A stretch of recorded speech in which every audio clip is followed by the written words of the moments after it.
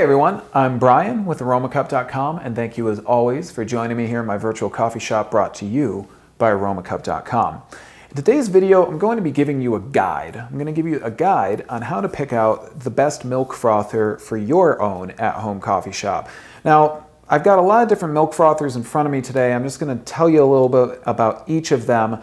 One is not necessarily better than the other. It's really going to depend on what it is that you want out of your milk frother, but there's definitely pluses and minuses to each one depending on the type of beverages that you're going to be making and maybe how much froth you happen to like for your beverages. So let's dive in and talk about some of the different ways that you can get the best possible froth for your own at-home coffee shop.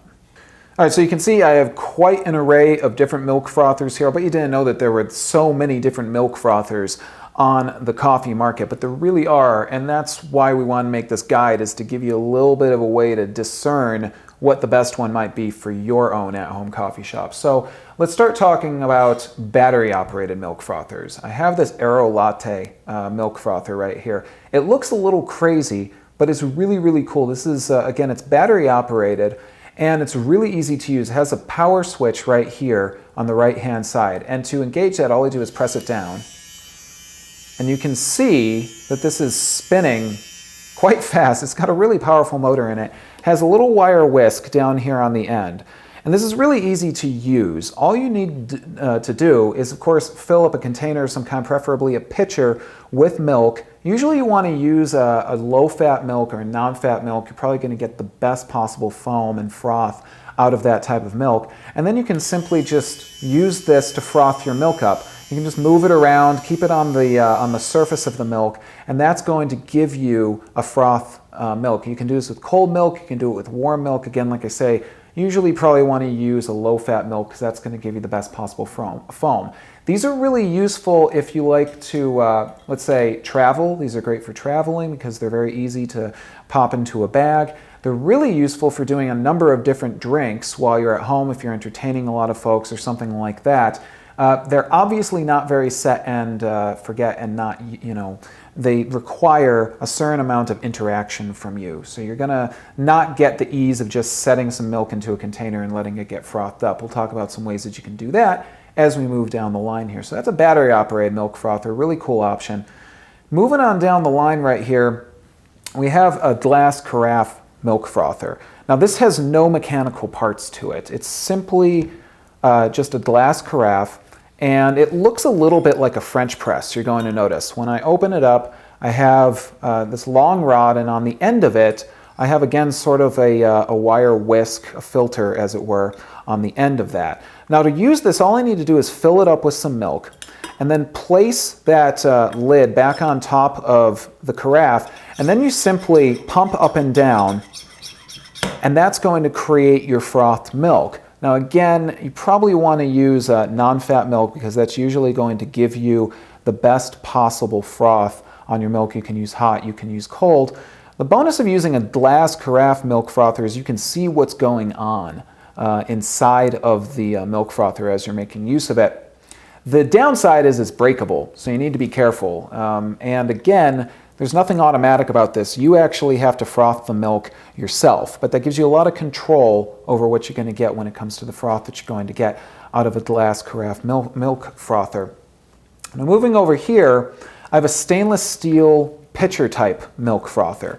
Now again, this is totally manual. There's nothing automatic about this. It's about the same design as our glass carafe one. Inside of it, you have a whisk right here, just a wire whisk and filter. It's attached to this rod.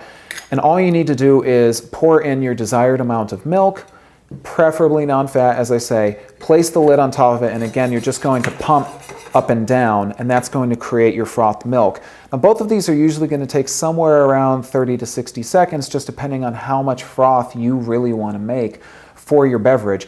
The plus side of using a metal pitcher milk frother is that obviously it's metal, so you're not going to break it. There is maybe a little bit more pressure with this one and some of the other ones because the lid sits a little more tightly on top of the milk frothing pitcher, and it's probably going to make it a little bit easier to pump and create that froth.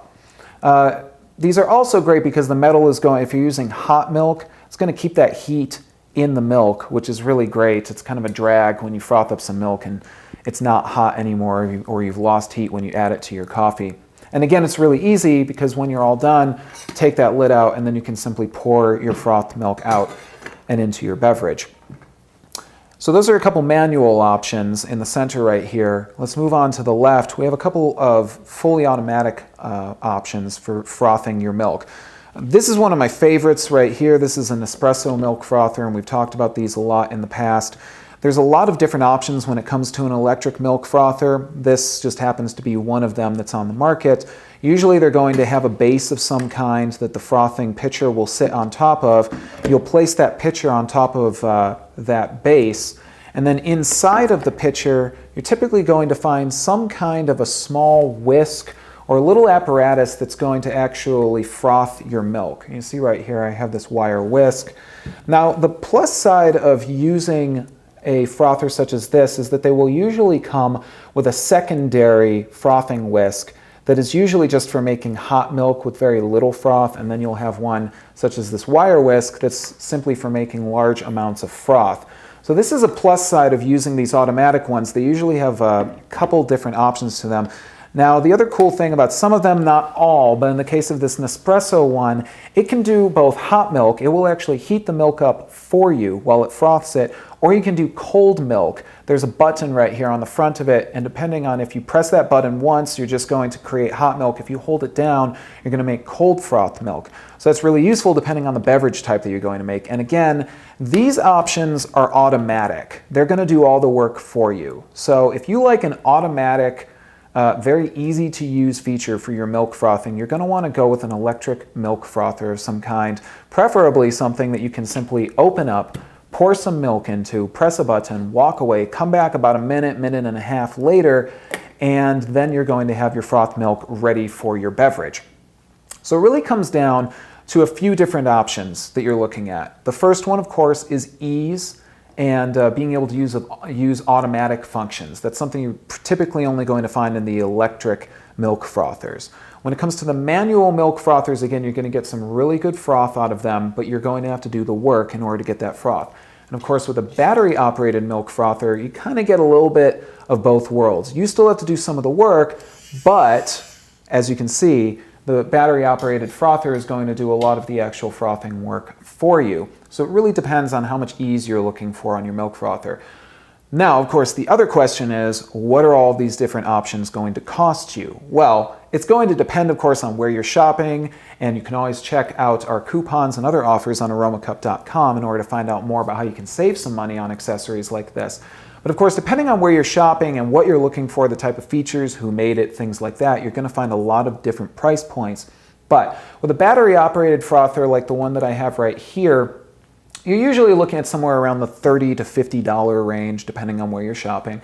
With these manual frothers, the glass carafe and the stainless steel pitcher, again, you're probably looking at somewhere between $30 to $50, maybe a little bit higher or a little bit lower, depending on where you shop. And then with an electric option, you're probably looking at starting off about $100 on average. You might go a little bit above that depending on features and of course the brand name that is on it, various things like that, but you're getting a lot of ease with an electric milk frother. And that's sort of what you're paying for, is the convenience in being able to just pour that milk in and have it frothed right up for you, whereas the other option's going to be a little bit more manual, take a little more time, and a little more work. So there you go, guys. That is a quick guide for you, what you should know when you go out to buy a milk frother for your own at-home coffee shop. As always, if you have any questions at all, please feel free to get in touch with us here at Aromacup.com. Comment on our videos, get us on Facebook, Twitter, anywhere else. Get us on our webpage, of course, Aromacup.com. We're happy to answer questions, help you guys out. We help to demystify the world of coffee. That's what we do here at Aromacup.com. As always, I'm Brian with Aromacup.com, asking you guys to enjoy your cup, and I'll see you next time. Take care.